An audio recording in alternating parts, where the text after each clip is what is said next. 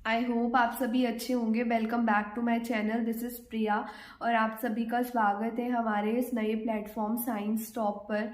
आज हम डिस्कस करेंगे कि टीजीटी साइंस को आप बिना कोचिंग के कैसे क्लियर कर सकते हैं और घर पर बैठकर न ज़्यादा पैसे खर्च करते हुए कम पैसों में और घर पर ही रह करके आप अपने एग्ज़ाम को कैसे क्रैक कर सकते हैं। तो देखिए, टीजीटी साइंस चाहे केवीएस हो, एनबीएस हो, डीट्रिपल एसबी हो या कोई स्टेट टीजीटी का एग्ज़ाम हो, हमारा सब्जेक्ट ही हमसे पूछा जाता है। उसके अलावा जो भी चीज़ें पूछी जाती है जनरल पेपर में वो उसका वेटेज हमेशा कम होता है। सबसे ज़्यादा वेटेज हमारे सब्जेक्ट का ही होता है। तो अगर हम अपने सब्जेक्ट को बहुत अच्छे से प्रिपेयर कर लेते हैं तो 60% चांसेस हमारे सिलेक्शन के बढ़ जाते हैं। तो अगर हमने अपने सब्जेक्ट को प्रिपेयर करना है और अगर हमारी कमांड उसमें अच्छी नहीं है तो ऐसे कौन कौन से तरीके हैं जिससे हम अपने पूरे सिलेबस को, पूरे सब्जेक्ट को अच्छे से कवर कर पाएंगे, तो वही हम डिस्कस करने जा रहे हैं। देखिए, किसी भी एग्जाम को क्लियर करना है तो सबसे मेन है उसका सिलेबस। तो जो साइंस का सिलेबस केवीएस, एनबीएस, डीट्रिपल एसबी में पूछा जाता है वो तीनों ही एग्जाम में कॉमन है। कुछ कुछ टॉपिक है जो एनबीएस में पूछे जाते हैं, कुछ टॉपिक है जो डीट्रिपल एसबी में पूछे जाते हैं। बाकी इनका जो सिलेबस है वो पूरा ऑलमोस्ट सेम ही है, थोड़े बहुत टॉपिक ही डिफर करते हैं। तो ओवरऑल अगर हम बात करें तो कुछ ही टॉपिक है जिनमें हमें अपनी कमांड अच्छी करनी है और हम उस एग्ज़ाम को बहुत अच्छे से क्रैक कर सकते हैं। तो सबसे पहले जो हमें ध्यान देना है वो देना है बायोलॉजी पर। देखिए, मैक्सिमम लोगों की और साइंस के जो स्टूडेंट हैं ज़्यादातर लोगों की बायो में कमांड अच्छी ही होती है।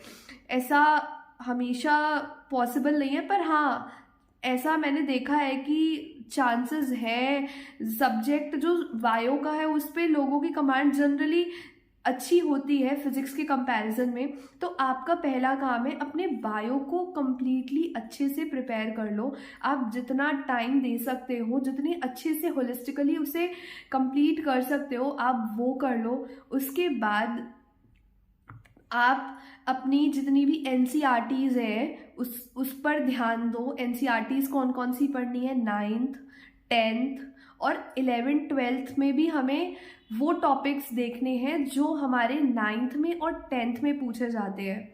उसके बाद आपको पूरा अपनी बायो का रिवीजन करके साथ में प्रीवियस ईयर क्वेश्चंस को सॉल्व करना है। आप जितने पीवाईक्यू सॉल्व करेंगे आपकी प्रैक्टिस और अच्छी होती जाएगी। अब जब बायो हमने प्रिपेयर कर ली, उसके बाद आता है केमिस्ट्री। केमिस्ट्री इतनी टफ नहीं है और इंटरेस्टिंग भी है। तो आप अगर केमिस्ट्री से डर रहे हैं या दूर भाग रहे हैं तो आपको बिल्कुल भी ऐसा नहीं करना, क्योंकि अगर आपने अपनी केमिस्ट्री को अच्छे से प्रिपेयर नहीं किया तो आपका सिलेक्शन कभी भी नहीं होगा।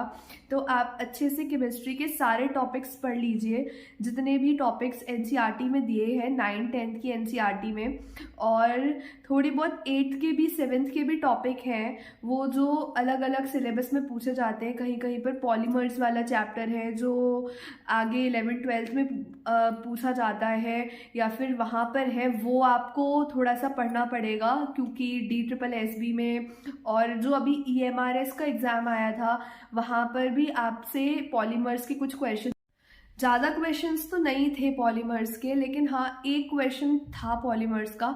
तो कुछ कुछ टॉपिक हैं जो हमें 11th 12th के भी पढ़ने हैं, थोड़े बहुत 7th 8th के भी पढ़ने हैं, पर जो मैक्सिमम नंबर है वो 9th और 10th के टॉपिक का है। तो आपको वहाँ से अच्छे से अपनी केमिस्ट्री को कंप्लीट करना है। उसके बाद आती है फिज़िक्स।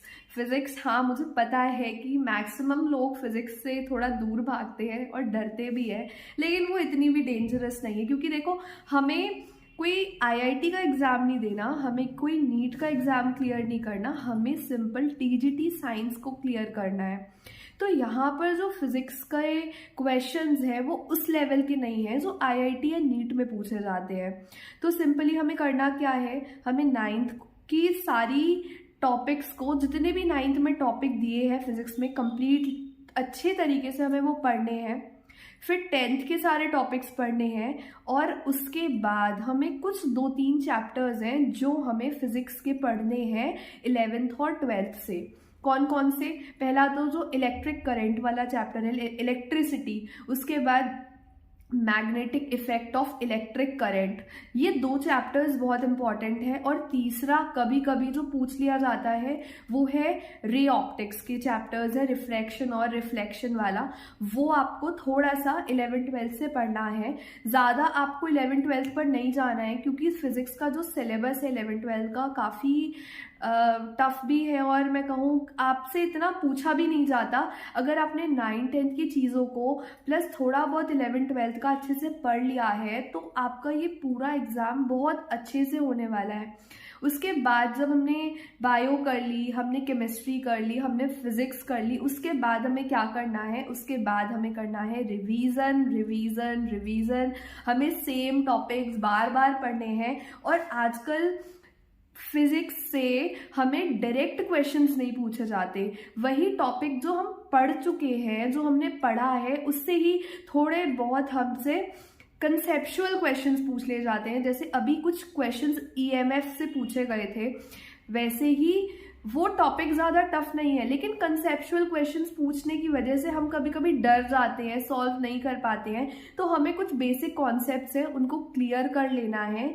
जो क्वेश्चंस बार बार आते हैं, जो रिपीटेडली पूछे जाते हैं, उनको प्रैक्टिस कर लेना है। और ये सब कैसे होगा? आपको अपना सिलेबस ख़त्म करने के बाद बहुत सारा रिवीजन करना है और बहुत सारे प्रीवियस ईयर क्वेश्चंस लगाने हैं। अच्छा, अब आप पूछेंगे कि ये सब तो मैंने बता दिया, लेकिन ये इतना भी इजी नहीं होता कि हम खुद से पढ़ पाएँ कभी कभी। तो हमारा चैनल आपके लिए लेकर के आ रहा है साइंस के सारे टॉपिक्स का डिस्कशन, जो हम बहुत ही अच्छे से करने वाले हैं। और आप बिलीव करिए कि अगर आपने ये टॉपिक्स पढ़ लिए तो आपका सिलेक्शन डेफिनेटली हो जाएगा। और अगर आप जनरल पेपर की तैयारी अपनी अच्छे से कर पा रहे हैं और यहाँ से भी साइंस को कवर कर रहे हैं तो हम मिलकर बहुत अच्छा स्कोर कर सकते हैं साइंस में। तो आप वेट करिए, कुछ दिनों में हम आपके लिए साइंस की बहुत अच्छी क्लासेस लेकर आ रहे हैं। बायोलॉजी, केमिस्ट्री और फिजिक्स हम एक साथ तो सब कुछ डिस्कस नहीं कर पाएंगे क्योंकि टॉपिक बहुत ज़्यादा है, बहुत बड़ा सिलेबस है। लेकिन हाँ, हम धीरे धीरे धीरे धीरे सारे टॉपिक्स को बहुत अच्छे से कवर करेंगे, साथ में हम लोग पढ़ेंगे। और आपको और अच्छा सीखना है, अगर आप बहुत अच्छा सीखना चाहते हैं तो आप जुड़े रहिए हमारे इस चैनल पर और इस वीडियो को लाइक करिएगा, शेयर करिएगा और चैनल को सब्सक्राइब करिएगा। अभी इस चैनल में इतनी ज़्यादा वीडियोस नहीं है, लेकिन आने वाले टाइम में हम यहाँ पर बहुत अच्छा डिस्कशन करेंगे और आई होप आप सभी को बहुत अच्छा भी लगेगा। और मेरी कोशिश ये रहेगी कि जो भी डिस्कशन हो वो डायरेक्टली आपकी एग्ज़ाम से रिलेटेड हो, इधर उधर की कोई बात नहीं कि मतलब कोई भी टॉपिक नहीं रैंडम, हम वही बात करेंगे, वही डिस्कस करेंगे जो एग्ज़ाम में पूछा जाता है। क्योंकि मैं भी एग्ज़ाम के लिए प्रिपेयर कर रही हूँ और काफ़ी टाइम से कर रही हूँ, तो थोड़ा बहुत आइडिया तो है ही। बाकी अपनी जो प्रिपरेशन चल रही है उसी को हम यहाँ पर और अच्छे से करने के लिए मिलकर कुछ टॉपिक डिस्कस करेंगे, साथ में पढ़ेंगे और आई होप आपको अच्छा लगेगा। और yes, thank you, happy winters, good night. आप सबका बहुत बहुत धन्यवाद जो आपने एंड तक इस वीडियो को सुना। Thank you.